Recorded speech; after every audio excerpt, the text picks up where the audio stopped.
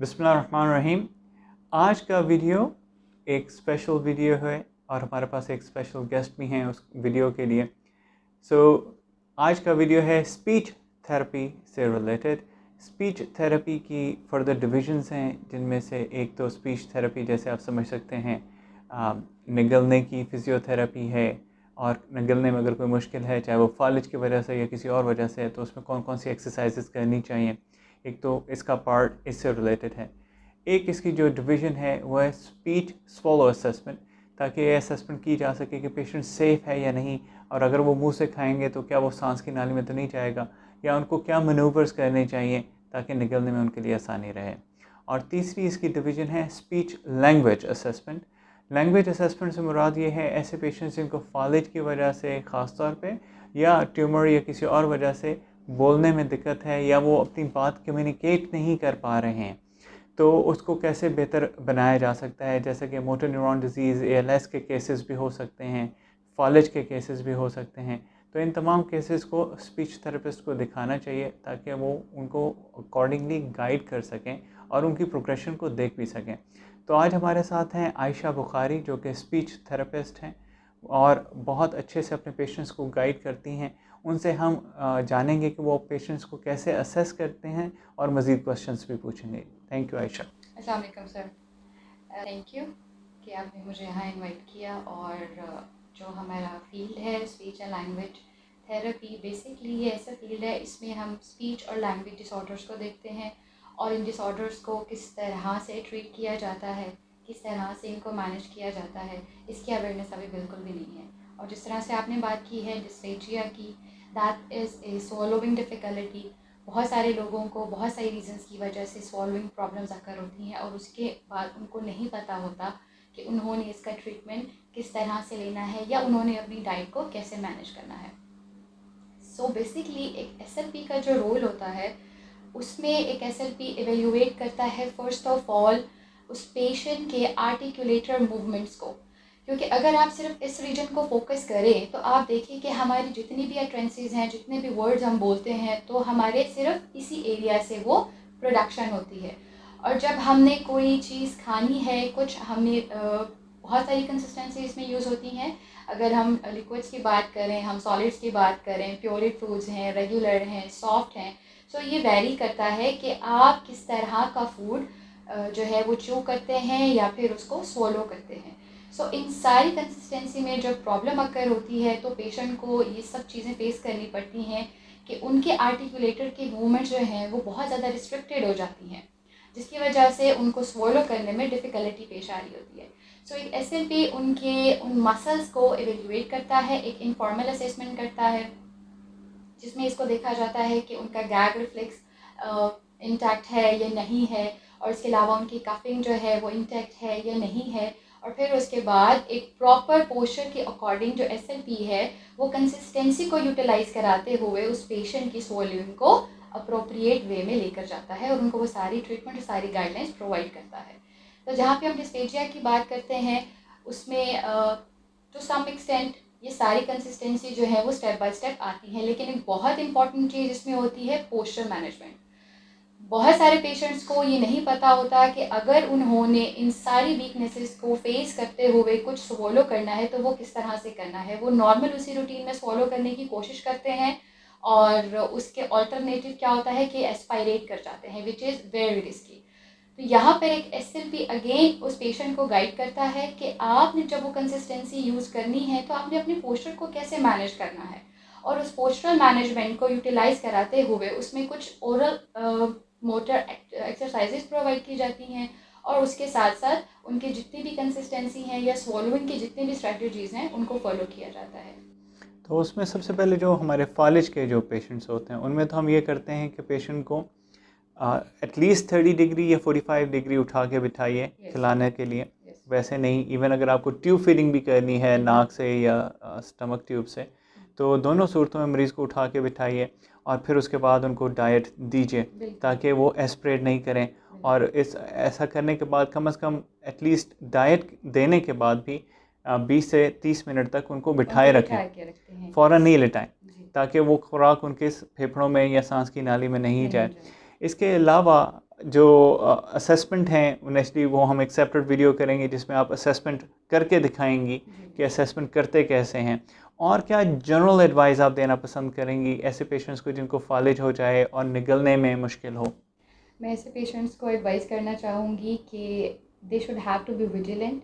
अगर उनको इस तरह की कोई प्रॉब्लम फेस वो कर रहे हैं और उनको नहीं पता है कि इसका ट्रीटमेंट क्या है, तो please do consult N SLP। आप एक SLP के पास जाएं और उनसे आपकी जितनी भी नीड है regarding your diet, regarding your swallowing या आपके स्पीच या लैंग्वेज के प्रॉब्लम्स हैं, तो आप उनको कंसल्ट करें। श्योर। तो इसमें मज़ीद नेस्टली ये ज़्यादा तो डाइटिशियन देखते हैं कि डाइट कंसिस्टेंसी की टाइप्स क्या क्या हैं। जैसे अभी आपने कहा अभी सॉफ्ट भी होती है, प्यूरी भी होती है, रेगुलर डाइट भी होती है, और इसके अलावा हार्ड डाइट या जैसे मीट है उसको च्यू करना या गोश्त है उसको चबाना मुश्किल होता है, टाइम ज़्यादा लगता है। इसके अलावा और कौन सी डाइटरी कंसिस्टेंसी आप यूज़ करती हैं असेसमेंट के लिए पेशेंट्स में?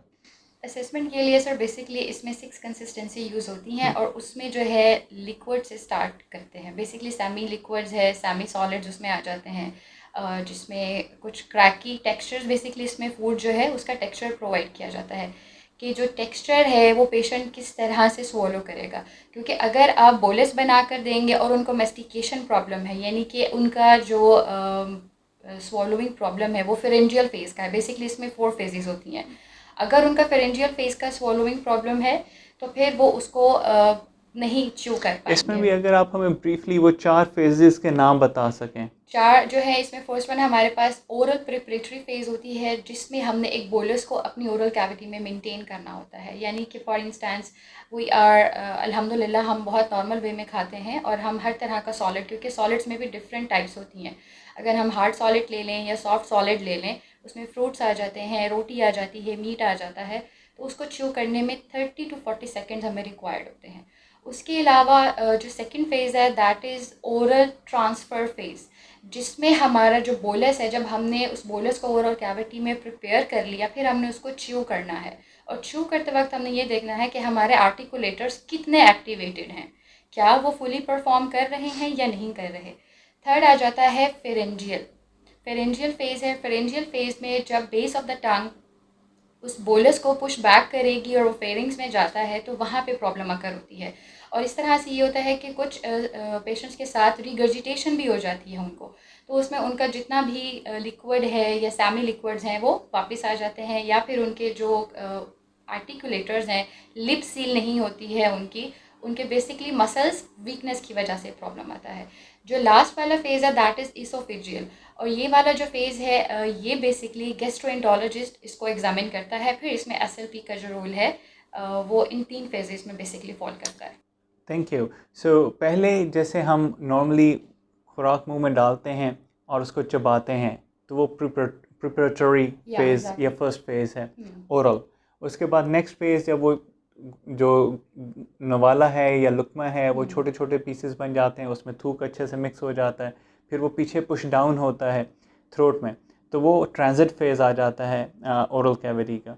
नेक्स्ट फेज़ फ्रंजियल है जो कि पीछे के मसल्स हैं और उन मसल्स की स्ट्रेंथ इन्वॉल्व है आपके खुराक को बचाने के लिए कि वो सांस की नाली में ना जाए या नाक के ज़रिए या मुंह के ज़रिए बाहर ना आए, जैसे आयशा बता रहे थे।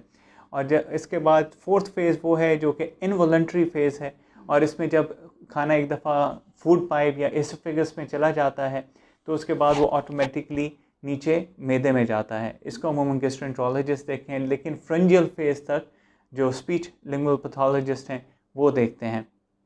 डाइट कंसिस्टेंसी का भी अगर आप ब्रीफली जो 6 टाइप्स हैं हमें बता दें तो मेरे ख्याल में ऑडियंस के लिए भी ये हेल्पफुल होगा कि कौन सी 6 डिफरेंट टाइप्स हैं। सर इसमें सबसे पहले हमारे पास लिक्विड्स आते हैं, देन थिकर लिक्विड्स, जिसमें हमारे पास कंसिस्टेंसी जो है हनी जिस तरह से हम यूटिलाइज़ करते हैं वो आ जाता है।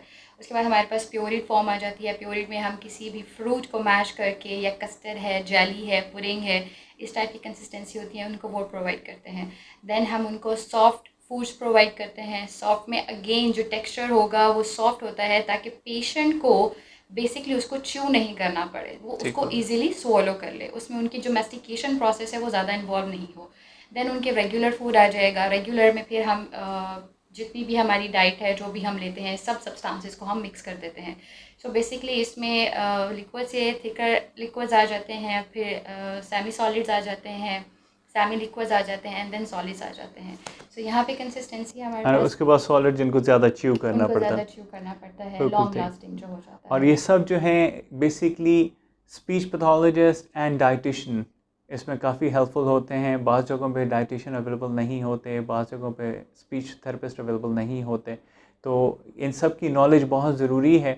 और मरीज़ को सेफ़ रखने के लिए, क्योंकि बाज़ औक़ात मरीज़ फालिज से या किसी और जो बीमारी है उससे तो बच जाता है, खुदा न खास्ता उसकी वजह से ज़्यादा नुकसान नहीं होता, लेकिन बाद में निगलने के मसाइल की वजह से उनमें ज़्यादा प्रॉब्लम हो सकता है, इन्फेक्शन हो सकती है और खुदा न खास्ता जान भी जा सकती है। उम्मीद है ये वीडियो जो है हमारी ऑडियंस के लिए बहुत हेल्पफुल होगा। हम मज़ीद भी वीडियो करने की कोशिश करेंगे ताकि हम आपको एक्चुअली ये मैनूवर्स करके दिखा सकें कि कैसे किए जाते हैं, क्योंकि स्पीच थेरेपिस्ट बहुत कम हैं और अच्छे स्पीच थेरेपिस्ट और भी कम हैं। और ये वीडियो उम्मीद है कि सबके लिए हेल्पफुल होगा। बहुत बहुत शुक्रिया।